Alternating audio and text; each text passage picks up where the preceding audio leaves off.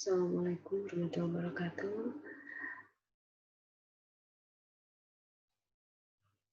Materi mengenai kenali mutu lab medik di pertemuan pertama ini.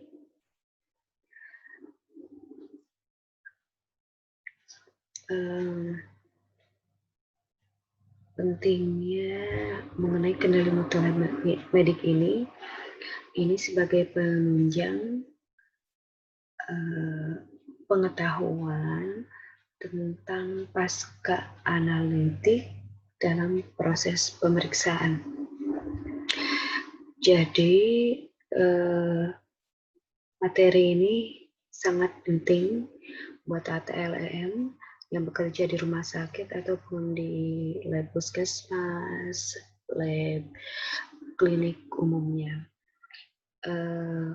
Kenapa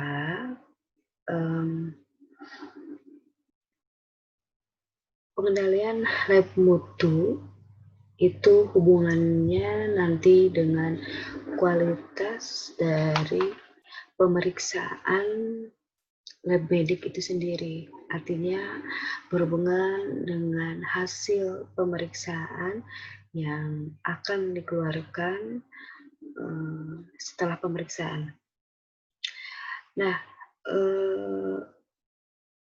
supaya tujuannya untuk mendapatkan kepuasan pelanggan, karena mutu itu berhubungan dengan bagaimana nantinya konsumen itu menilai baik buruknya mengenai lab klinik tersebut. Kegiatan pengendalian mutu lab ini penting dijalankan untuk menghasilkan pemeriksaan yang bermutu. Hasil pemeriksaan lab nanti kan digunakan oleh klinisi untuk menegakkan diagnosa seorang pasien. Sehingga memang harus terjamin dari mulai ketelitian pemeriksaan dan ketepatan dalam menentukan diagnosa pasien dari hasil pemeriksaan. Nah, di bahan untuk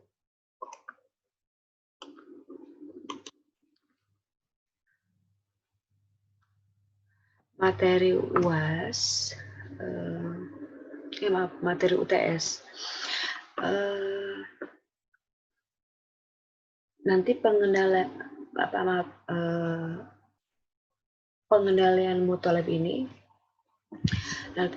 ada dua teknis, baik itu secara internal maupun eksternal.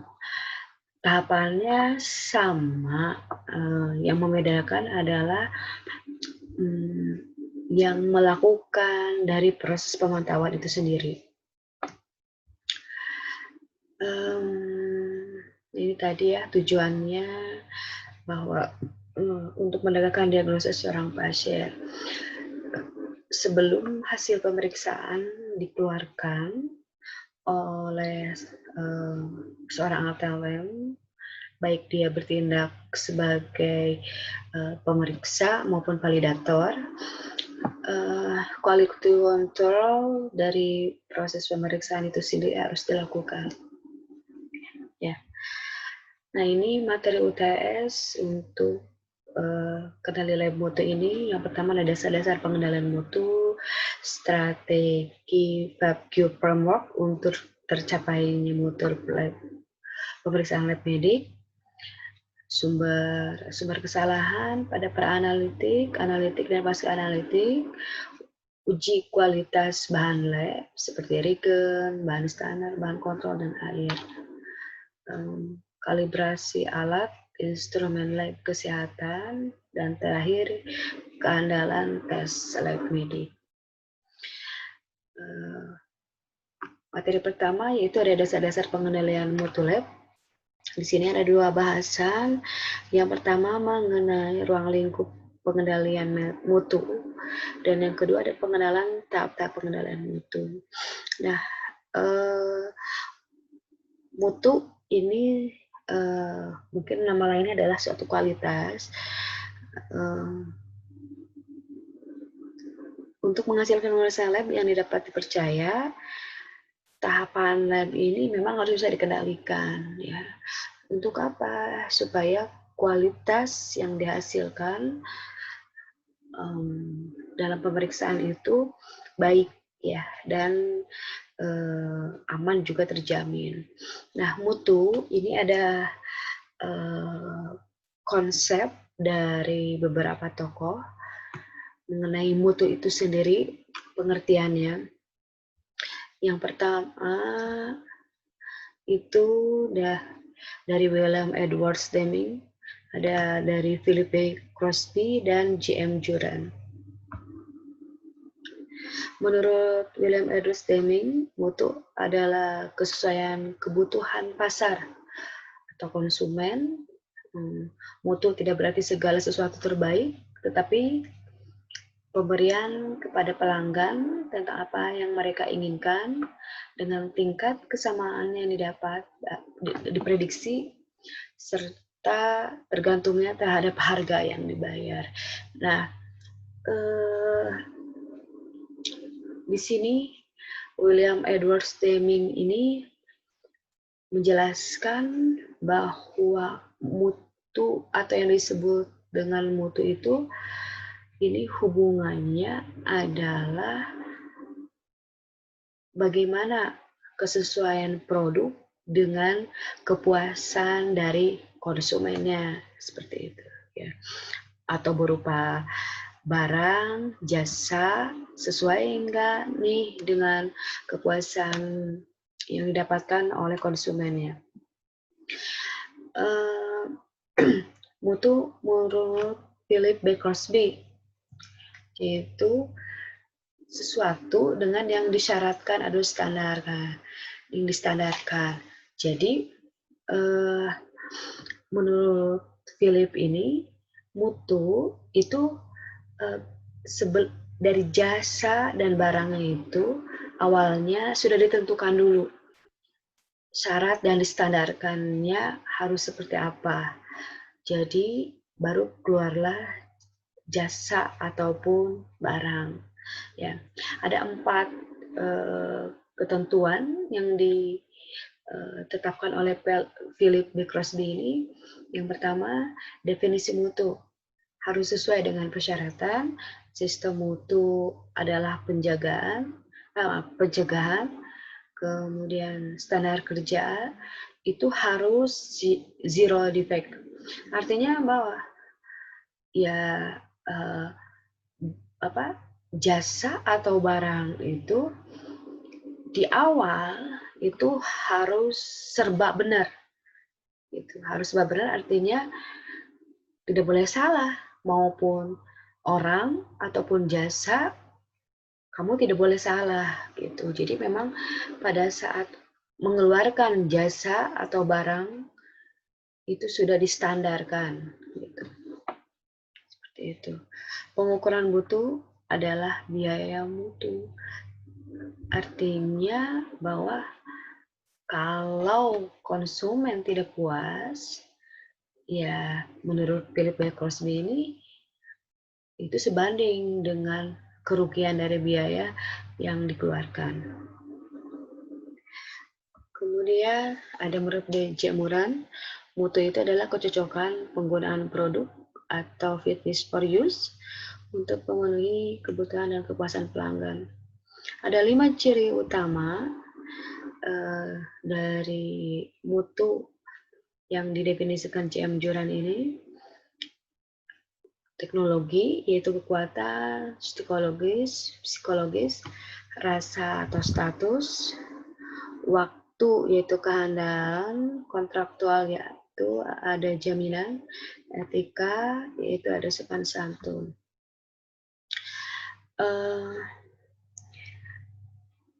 Nah, dari ketiga tokoh ini bisa disimpulkan bahwa mutu itu suatu kebutuhan konsumen, yaitu bagaimana menciptakan kepuasan pelanggan sepenuhnya terhadap suatu produk atau jasa yang dibutuhkan, atau ukuran yang berhubungan dengan kepuasan pelanggan terhadap sebuah produk atau jasa.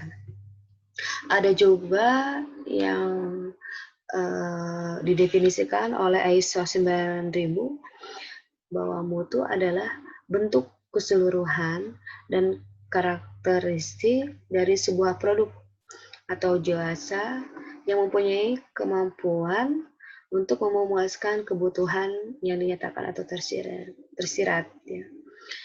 Atau juga ada istilah lain yang dikatakan oleh American Society for Quality Control bahwa mutu itu adalah gambaran total sifat dari suatu produk atau jasa yang berhubungan dengan kemampuan untuk memberikan suatu kebutuhan kepuasan bagi konsumennya.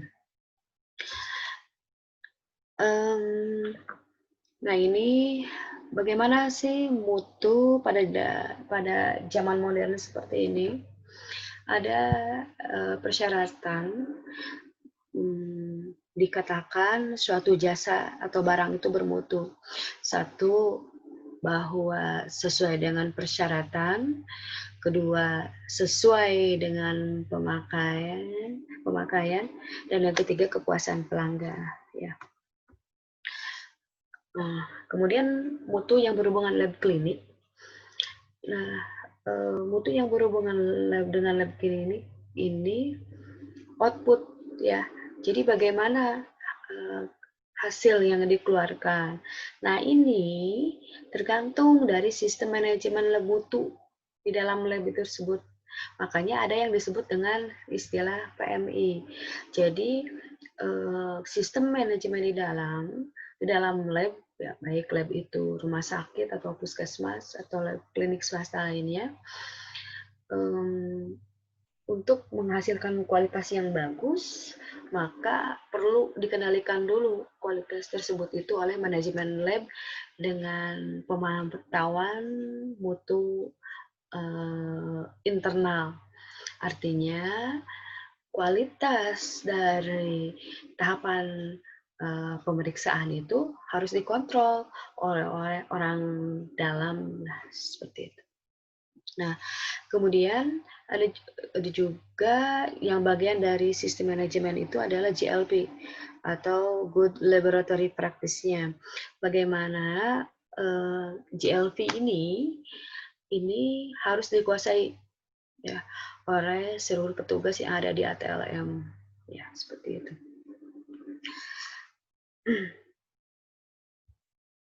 Nah,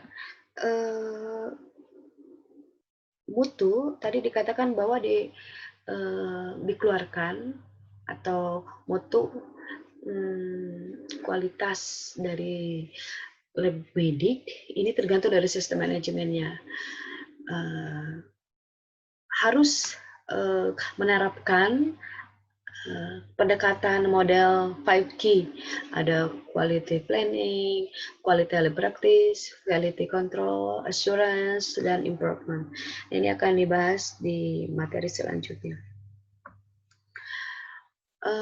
Mutu lab klinik ini meliputi hasil pemeriksaan dan mutu layanan. Hasil dikeluarkan baik atau buruk, maka kepuasan konsumen dihasilkan ya sesuai hasil pemeriksaan, seperti itu. Ya, hasilnya sudah memenuhi standar apa belum, seperti itu. Nah, jawabannya sudah puas atau tidak ya tergantung dari hasil pemeriksaan labnya. Nah, ini sementara untuk mutu layanan, yaitu aktivitas yang diberikan sesuai kebutuhan atau harapan pelanggan mengatasi keluhan pasien atau pelanggan yang menurun. Gitu. Jadi kalau misalnya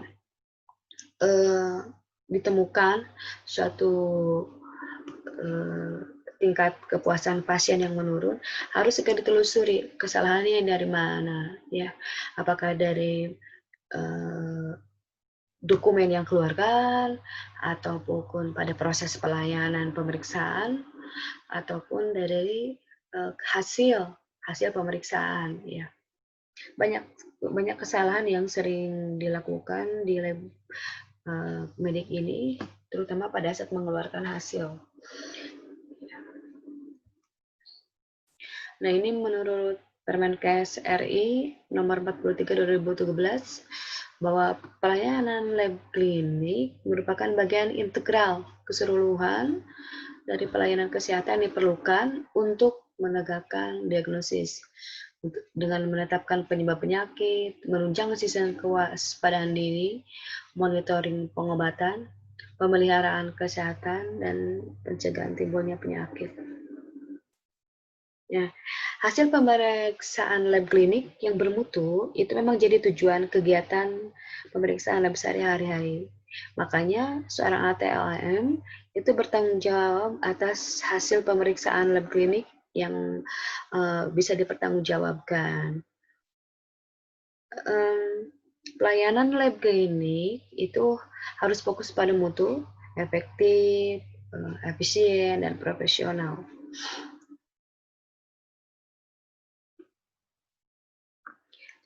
Ya, nah, apa saja sih yang harus diperhatikan mengenai mutu lab? Apa saja yang harus dibenahi untuk meningkatkan mutu lab? Yang pertama ada staff yang qualified,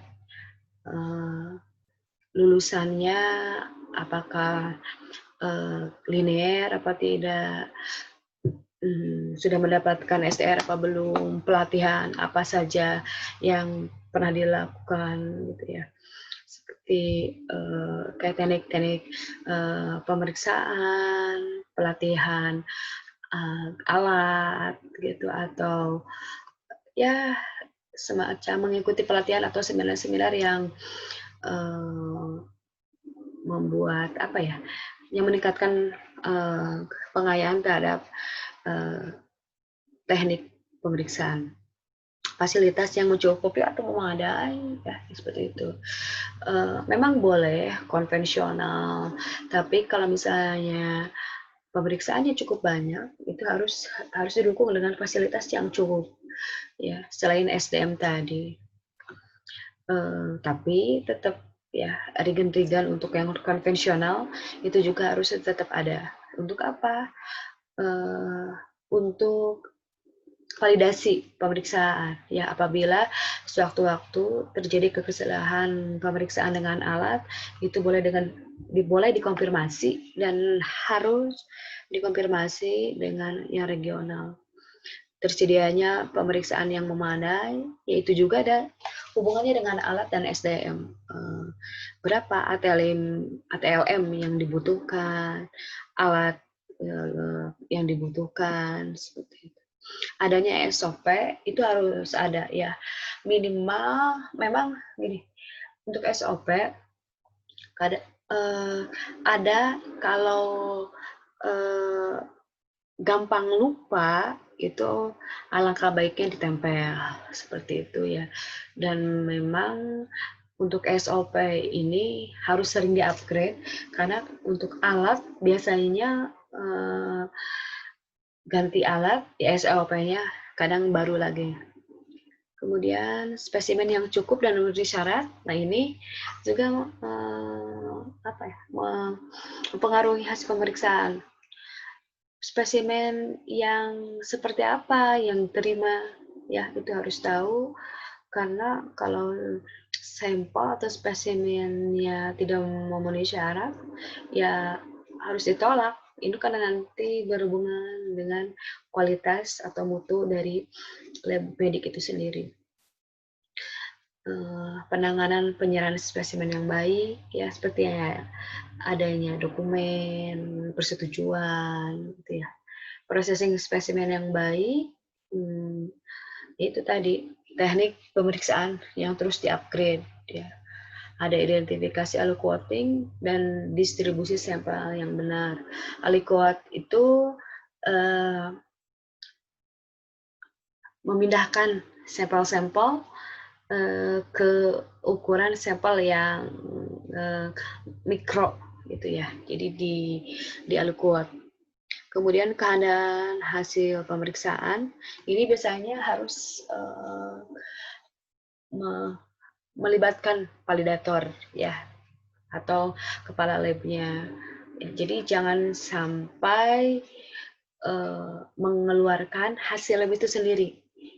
Ya, harus validasi dengan timnya. Turnaround time ya harus itu sesegera mungkin, harus tepat waktu, format pelaporan yang benar, ya, angka rujukan itu juga harus. Biasanya angka rujukan yang dipakai itu yang mana, ya? Karena biasanya ada beberapa asosiasi yang berbeda. Ya. Kemudian komunikasi yang baik dengan pelanggan. Nah ini harus selalu mengutamakan kepentingan umum. Ini demi kualitas, ya. Harus menurunkan ego dulu, ego permasalahan pribadi, ya waktunya bekerja harus profesional gitu ya. Jadi komunikasi yang baik dengan pelanggan itu tidak sama memperlakukan antara orang tua dengan anak atau yang masih remaja, itu pasti berbeda ya. Harus ada komunikasi yang dua arah. Pemantapan mutu itu ada dua jenis. Ada pemantapan mutu internal, ada pemantapan mutu eksternal atau uji profisiensi. Manfaat pemantapan mutu yang dilakukan, pertama meningkatkan kualitas, itu sudah pasti ya, kualitas lab mediknya itu sendiri, meningkatkan moral tenaga TLM, dari mulai kepercayaan diri dalam proses pemeriksaan, hasil, kemudian kalau misalnya ada kesalahan, misalnya ada ATLN yang baru masuk, itu jangan dibully ya. Jadi karena gini, berbeda antara pegawai yang baru dengan lama. Kalau yang baru itu masih butuh penyesuaian ya, seperti itu. Jadi memang harus terus dipantau, diluruskan apabila terjadi kesalahan-kesalahan. Merupakan pengawasan atau metode pengawasan yang efektif dari fungsi manajerial. Kemudian bisa manfaatnya ini untuk pembuktian hasil yang meragukan oleh pengguna konsumen. Contohnya ya ini pada penggunaan bahan kontrol ya, makanya bahan kontrol ini harus digunakan gitu ya kalau ada bahan kontrol. Kemudian penghematan biaya ya, artinya apa? Kalau sering dikontrol mutunya ya, bahan kontrol sering dilaksanakan, maka pemeriksaan sampel itu tidak perlu duplo ya. Jadi cukup sekali, karena memang pengujian bahan kontrol itu bukan rutin ya. Artinya selalu dilaksanakan sesuai jangka waktu yang teratur gitu. Ini bisa mengefisiensikan waktu dan biaya. PMI ini kegiatan pencegahan pengawasan ini yang dilakukan oleh lab masing-masing, sistem manajemen masing-masing itu sendiri. Tujuannya tidak terjadi atau mengurangi kejadian error atau penyimpangan sehingga diperoleh hasil pemeriksaan tepat. Ada manfaat PMI meningkatkan mutu, presisi, akurasi hasil lab, ya. Adanya kepercayaan adanya kepercayaan dokter terhadap lab tersebut. Kemudian kenapa? Karena gini, biasanya kan lab klinik ini lab klinik yang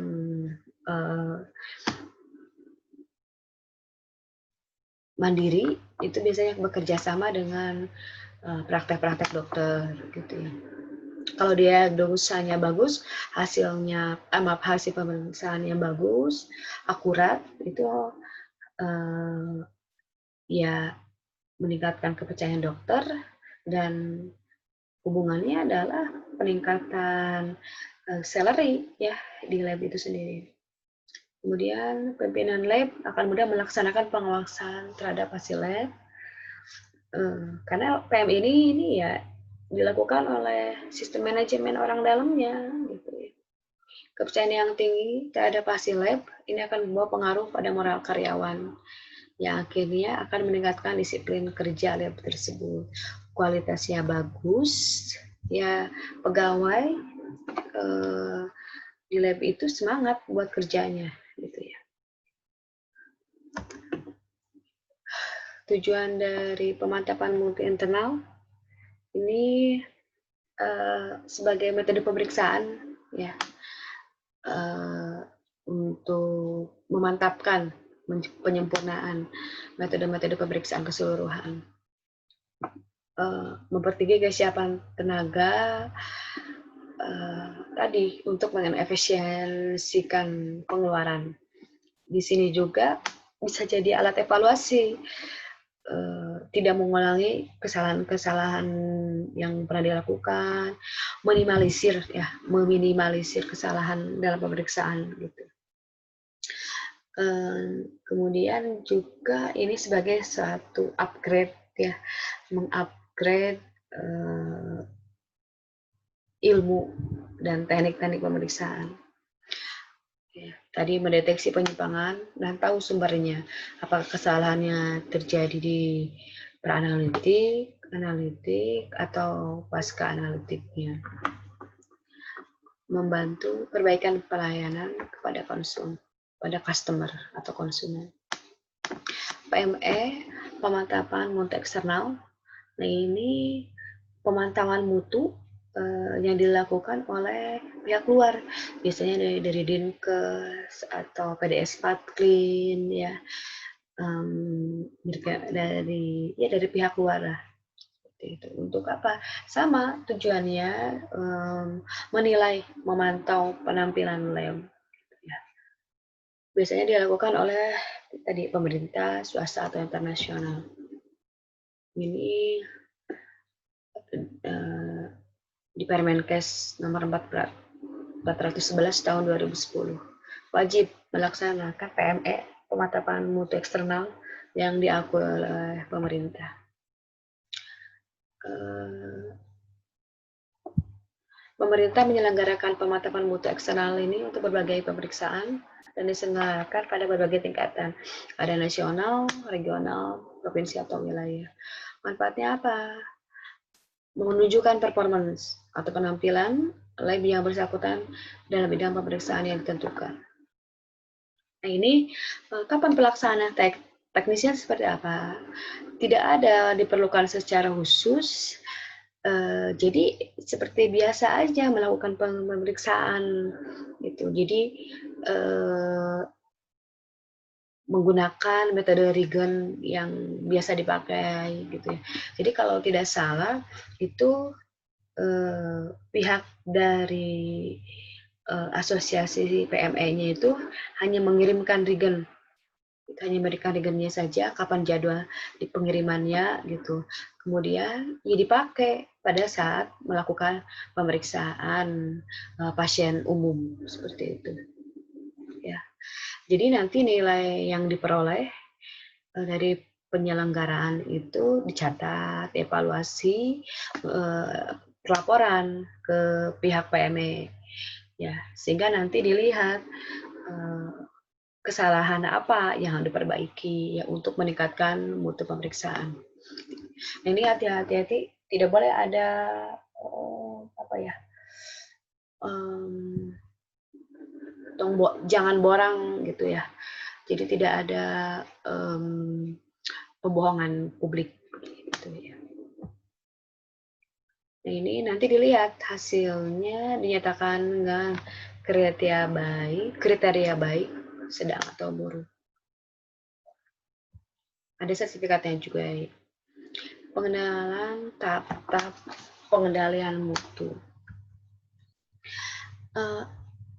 Untuk pemantapan mutu internal ini, apa aja sih yang disoroti dalam pemantauannya? Ya 3 tahap sama ya, dari mulai pra-analitik, analitik, sampai pasca analitiknya.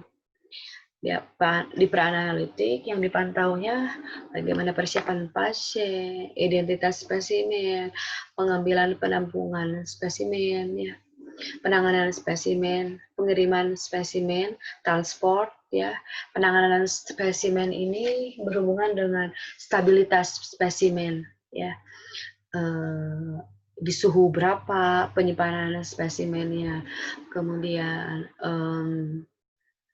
tabung vakum apa yang digunakan, ya.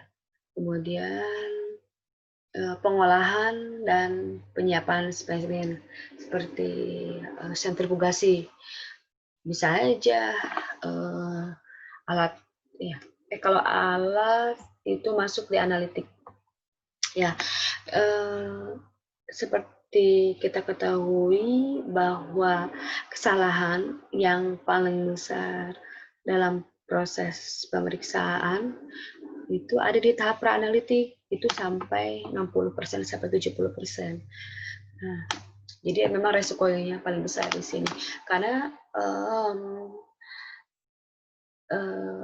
salah satunya aja ya, spesimen.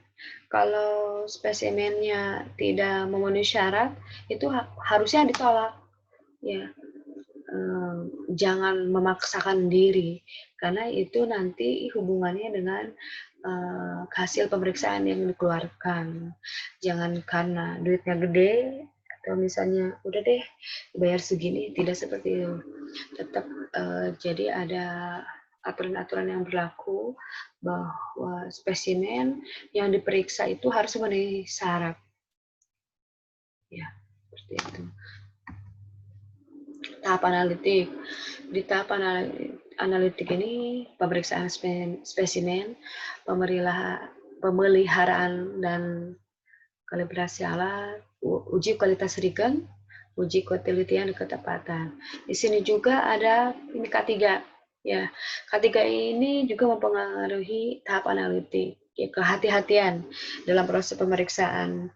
Jangan sampai terjadi cemaran atau paparan. Nah, ini yang akan nanti merugikan berbagai pihak. Ya, seperti itu. Jadi ketiganya juga harus diperhatikan di analitik ini. Tingkat kesalahan di analitik ini lebih kecil, ya, tidak sebesar analitik. Di sini hanya 10% sampai 15%. Tapi tetap aja harus diperhatikan juga, ya. Di sini ada pengujian bahan kontrol, ya, yang diketahui nilainya. Menguji bahan kontrol yang diketahui nilainya. Ini biasanya berhubungan dengan PMI itu. Tahap pasca analitik, kayak ini, interpretasi data, penulisan hasil, dokumentasi, pelaporan hasil, ya, validasi juga di sini. Jadi jangan sendirian dalam mengeluarkan hasil. Ada tim validatornya atau dengan kepala lab. Itu harus dikoordinasikan, dilihat dulu, ya, di cross check dari mulai tahap pra-analitik sampai pasca analitik.